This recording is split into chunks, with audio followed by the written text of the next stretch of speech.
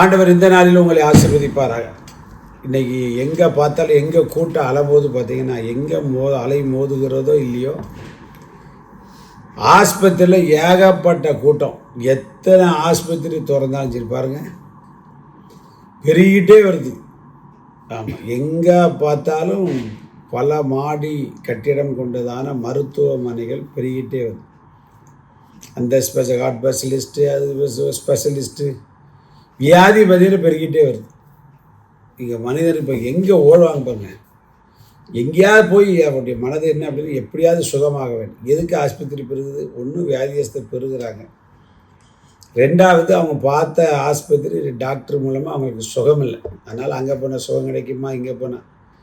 இது அனுதின கண்மலை தெரிவித்து கேட்ட அருமையான தேவனுடைய பிள்ளை, வியாதிகளோடு பலவீனத்தோடு தீராத பிரச்சனைகளோடு இந்த கண்மலை நிகழ்ச்சி நீங்கள் கேட்டுக்கிட்டு இருக்கலாம். இன்றைக்கி ஆண்டவர் குணமாக்குகிறவராய் நம்முடைய வாழ்க்கையில் அவர் என்ன செய்கிறார்? அவர் அதில் தான் அவர் ஸ்பெஷலிஸ்ட்.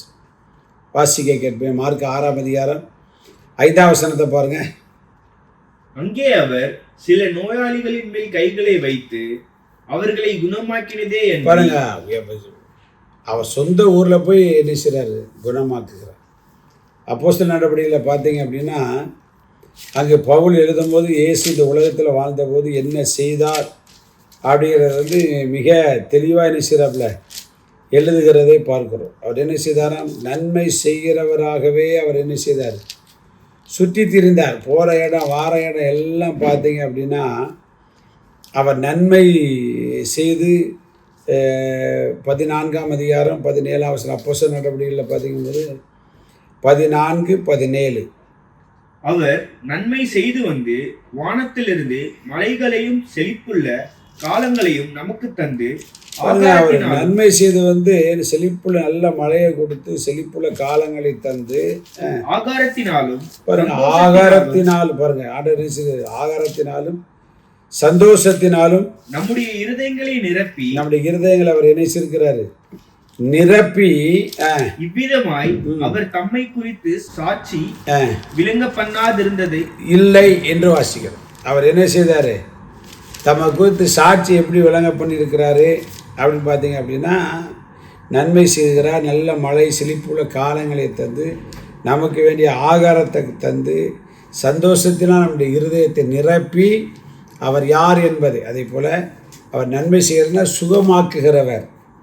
10ஆம் அதிகாரத்தில் நம்ம வாசிக்கிறோம் 38ஆம் வசனத்தில், நசராய் இயேசுவை தேவன் பரிசுத்தாவின் வல்லமையில் அபிஷேகம் பண்ணினார். தேவன் அவருடனே கூட இருந்தபடியினாலே அவர் நன்மை செய்கிறவராயும் பிசாசின் வல்லமையில் அகப்பட்ட யாவரையும், இந்த கண்மை தெரிவித்து கேட்டாருமே, எந்த வியாதியில் இருந்தாலும் நமக்காய் சிலுவையில் இரத்த சிந்தின காயப்பட்ட இயேசு இன்றைக்கு உங்களை தொடுகிறார். அவர் உங்களுக்கு குணமாக்குகிறார். எந்த இடத்தில் வியாதிகள் பலவீனங்கள் இருந்தாலும் நீங்கள் கண்ணை மூடி ஆண்டவர் சமூகத்தில் ஜெபம், ஆண்டவரே என்னை குணமாக்கு அப்படின்னா ஆண்டவர் நிச்சயம் குணமாக்குவார். குஷ்டரோகியாய் வாழ்ந்த நாகமானுக்கு ஆண்டவர் லேசாக என்ன செய்தார்? குஷ்டரோகத்தை தீர்த்தார். இயேசு வாழ்ந்தபோது 10 குஷ்டரோகிகள் எல்லாருக்கும் ஆண்டவர் சுகமாக்கிறார். 12 வருஷம் ஒரு டாக்டர் இன்னொரு டாக்டர்லாம் போனான், சுகமே கிடைக்கல. வஸ்திரத்தை தொட்டபோது தேவன் பூரண சௌக்கியத்தை கொடுத்தார். 18 வருஷம் கூனி விடுதலே இல்லை, இயேசு தொட்டு சுகப்படுத்தினார். 38 வருஷம் யாரும் அவனை கொண்டு போய் தூதன் குளத்தை கலக்கும் போது கொண்டு விட போக முடியலை. ஆனால் இயேசு அவனை தேடி வந்து சுகப்படுது. இன்றைக்கு இந்த அனுதின கண்மலை தேடி நிகழ்ச்சி கேட்ட அருமையான தேவனுடைய பிள்ளைகள், உங்கள் வீட்டிற்கு அல்ல நீங்கள் இருக்கிற எந்த இடமாக இருந்தாலும், ஊராக இருந்தாலும், தேசமாக இருந்தாலும், அங்கே அவர் வந்து உங்களுக்கும் உங்கள் பிள்ளைகளுக்கும் குடும்பம் நல்ல சுகத்தை தந்து நிச்சயம் உங்களை என்ன செய்வார்? குணமாக்குவார். நீங்கள் ஒன்றுக்கு கவலைப்பட ஆண்டவட்ட வாழ்க்கை ஒப்பு கொடுங்க, பூரண சௌக்கியத்தை தேவன் தருவார். நாளை காலை 6 கலந்து கொள்ளுங்கள். நாளை மறுதினம் அனுதின கண்மலை சந்திக்கும் வரைக்கும் தேவ கிருபை நம்மை தாய் நடத்துவதாக.